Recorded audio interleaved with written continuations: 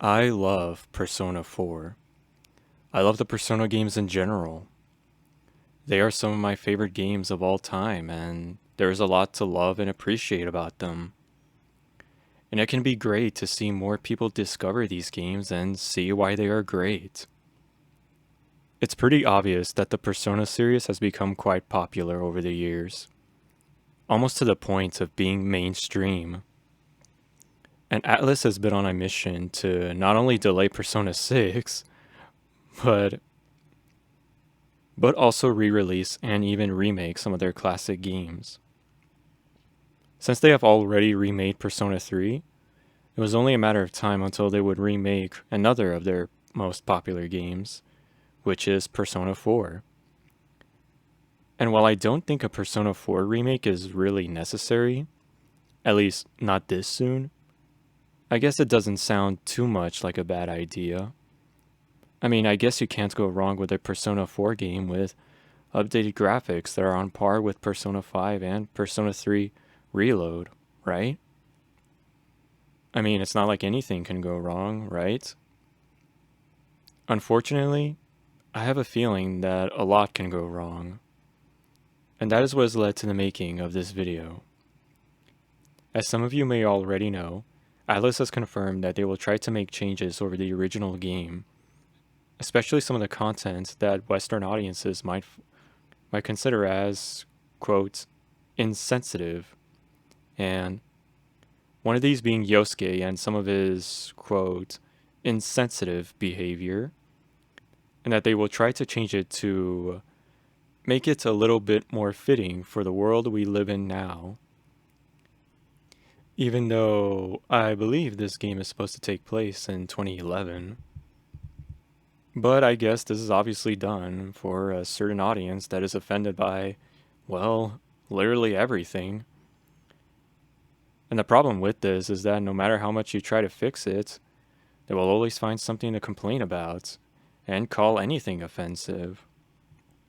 So I don't understand why they bothered doing this, since some of the stuff Yosuke says is kind of lukewarm and nothing too extremely offensive. And it's mostly used for comedy and isn't supposed to be anything mean-spirited. But I guess we can't have comedy nowadays. So, I want you to be honest with us. Okay. Are you really... Am I really what? What I mean is... Are we gonna be safe alone with you? What? I see you're all lost in thought. Here I go! Yosuke, Bach, maybe? off the mark. It's a bunch of old white dudes. They all look the same to me. And also, another thing to keep in mind is that Yosuke is a teenager. Especially a teenager in 2011. And I feel like he is supposed to be flawed on purpose.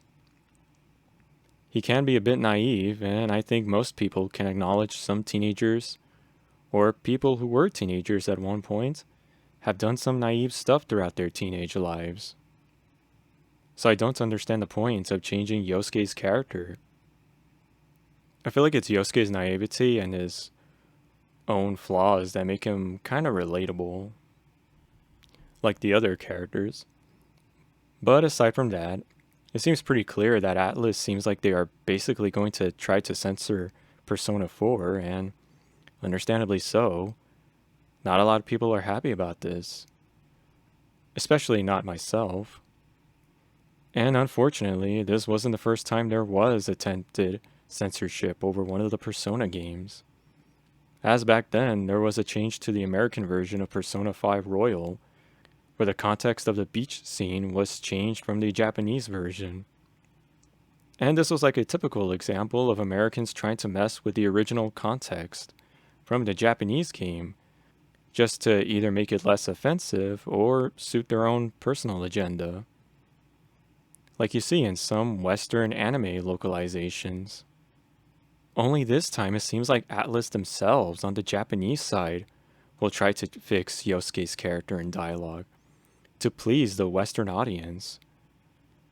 Which means we probably won't get funny moments like this anymore. Oh man, if you can behave yourself, you'll be pretty cute. Is he cute?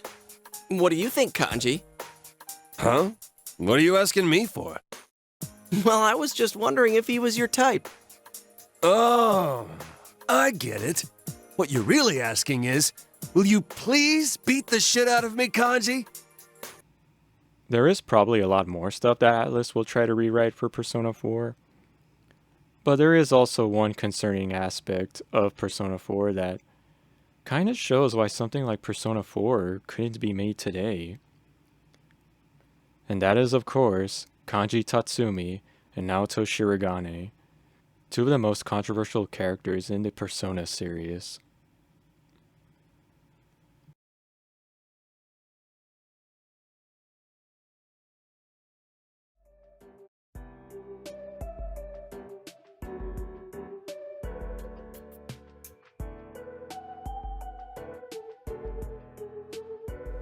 Kanji and Naoto have been controversial long since Persona 4 came out, and I feel like the controversy has only boosted since Persona 4 Golden's re-release on Steam. The reason why is because Kanji and Naoto's character arcs deal with some pretty heavy topics like gender, how society's perception can affect the individual, presenting yourself as someone you're not, and acceptance. Topics that are pretty serious and can say a lot no matter when you play Persona 4. And I feel like it's one of those qualities that can make Persona 4 feel like a timeless game. There is also the other issue about how their stories are interpreted by some people as a story for sexuality and transgenderism, with some people interpreting Kanji's story as a story about him realizing he might be gay, and people interpreting Naoto's story as being a story about her realizing she might be trans. And the sad thing about this is that couldn't be far from the truth. For a small recap, and starting with Kanji at first was perceived as your typical tough guy delinquent who would get into usual fights. But as it turns out, there was a lot more to Kanji than you might think. When you go to Kanji's dungeon and meet the shadow version of Kanji, the shadow version of Kanji is basically the most exaggerated gay man stereotype that you would imagine if a man was interested in feminine hobbies. And Kanji's whole conflict was that he was scared that people wouldn't accept him and reject him if people found out he was interested in feminine hobbies like sewing. And this got to Kanji, and is what led to Kanji portraying himself as this tough guy delinquent stereotype, and pushing away anyone who seemed to judge him, which only resulted in people seeing him as a delinquent. So in the end, Kanji was just putting up walls around himself instead of trying to make an effort to make people understand his true personality. The interesting thing about Kanji was that the story wasn't about whether Kanji was into men or women, or secretly gay, but it was more about Kanji being scared of being rejected and people having this different perception of him. And thanks to the investigation team, Kanji learns to accept his shadow as a part of himself and try to open up to others without the fear of them judging him. And then there's Naoto, who at first was introduced as the detective prince, as people would call him, and a serious detective who is determined to solve the same mystery case as the investigation team. Some would say he was even obsessed with solving the case. But when you go to Naoto's dungeon and meet the shadow version of Naoto, she is childish, and you realize that Naoto was a girl all along and represents the very manifestation of Naoto's childish desire to be accepted as a mature grown-up by the adults, and even going so far to perform a body modification experiment on herself, which is pretty wild. And anyway, Naoto's story can be a bit complicated, but Her inner conflict was how she wanted to be a detective because of how she was inspired by the male detectives she would read about in fiction. But unfortunately, unlike the male detectives, she was born as a woman, which is what leads to a whole other challenge. And that is how people would treat her and even underestimate her. Since the police department was male dominated, this led to the pressure of how Naoto had to present herself in order to gain some respect, like the usual male hard-boiled detectives that you would see in detective fiction. But in the end, thanks to the investigation team, Naoto accepts her shadow as a part of herself and accepts her passion for detective work as always have been a part of her and always will be despite her sex or gender. While the dungeons do provide the necessary backstory as to who the characters are, the individual social link routes truly expand on the character arcs, as they provide more opportunity to experience and spend more time with them. And when you play through each route, you start to understand them a lot more as a whole. And as Kanji admits that after meeting a boy who accepted him despite his sewing hobby, he decides to stop running away and keeping up this facade as a delinquent and try to open up more to people. And you gotta make an effort if you want people to understand you. I wasn't even trying. And as for Naoto, after the side quest to look for objects from her childhood, she starts to rediscover her passion. And she realizes a lot more that deep down, she has always been a detective at heart. Since she was always intrigued in mysteries and she knew she could help people by solving them. And whether she was born as a woman, her whole character and personality was to be detective, no matter how she was born. I feel like Kanji and Naoto's character arcs are connected in some ways, as they both deal with how one presents themselves and how society sees them versus how they really are. And it can be sad sometimes to see how society's perceptions can affect on the individual person. And in some ways, it can take a toll on the person. And I think this kind of ties to the core themes of Persona 4. And it's things like this that show why the characterization and most of the writing is some of the best things that Persona 4 has to offer.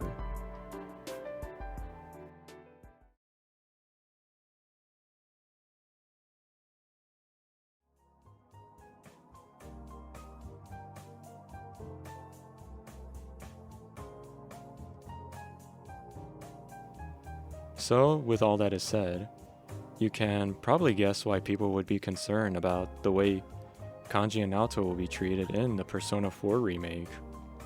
The concern about whether Kanji and Naoto will be censored, changed, or rewritten in order to please the modern audience. Mostly the Western modern audience, that is.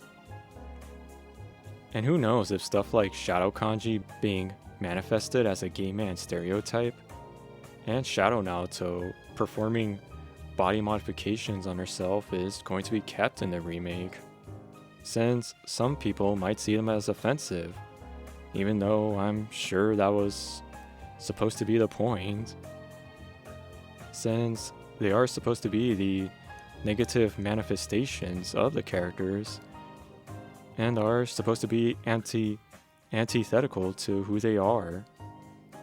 Their stories deal with some heavy topics, like I said, about how society's perceptions can affect the individual, how someone putting up walls could only do more harm than good to the individual person, what it means to be a man and to be, quote, strong, and I guess even how some women are treated and respected compared to men in some working fields.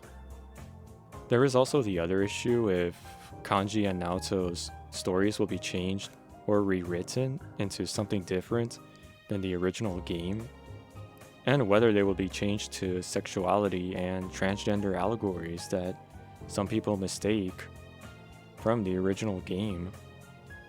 Since we live in a world where sexuality and transgender philosophy has become more widespread, over the years this has led to some people to misinterpret their stories as just gay or trans allegories, nothing else.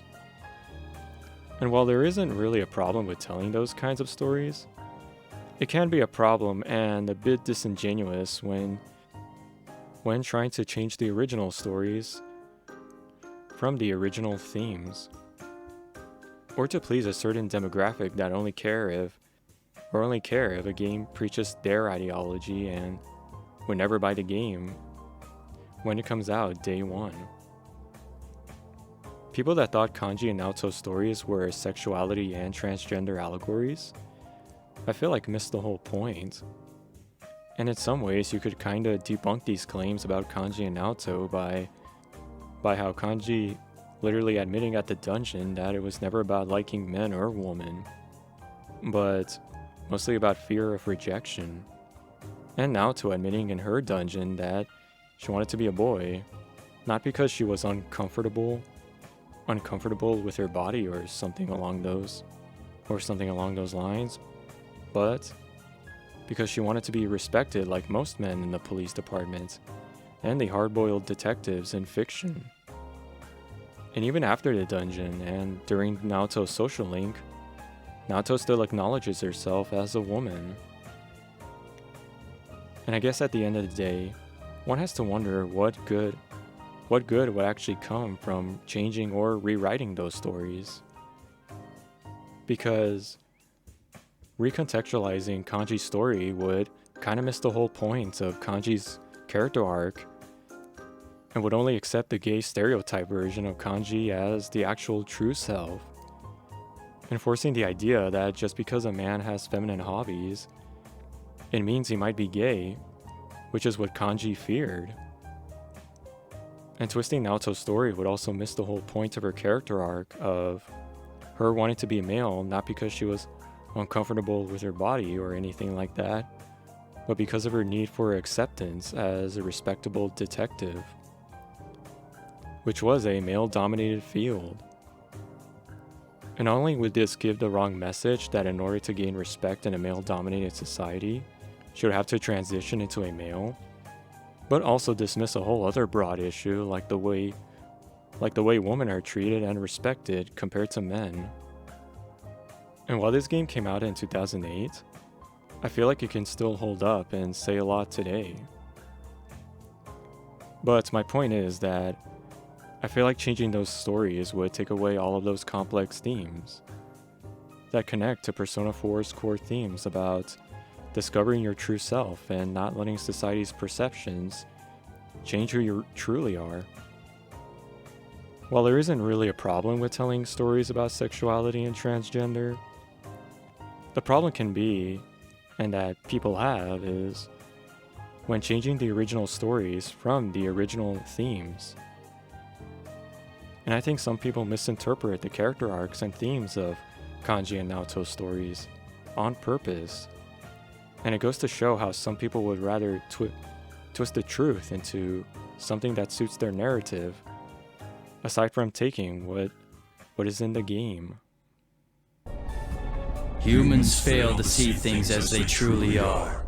They choose to see only what they wish. I acted only in support of this. A world filled with desires, viewed through a window from which one sees what one wishes to see. Humans departed from reality of their own volition, craving more false images.